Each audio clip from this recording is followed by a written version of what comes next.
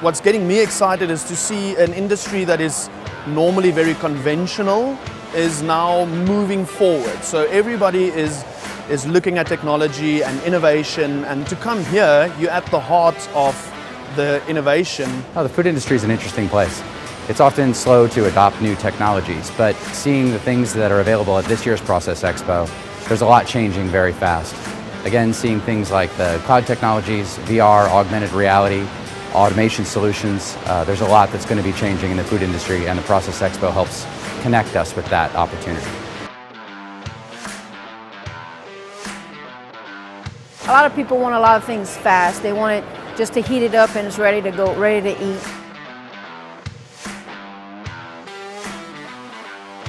I see a lot more robotics coming online.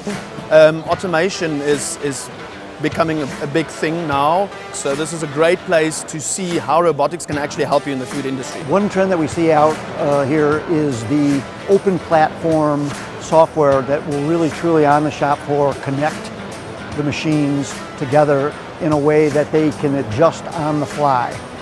And so this will bring precision, and where there's precision, there's money.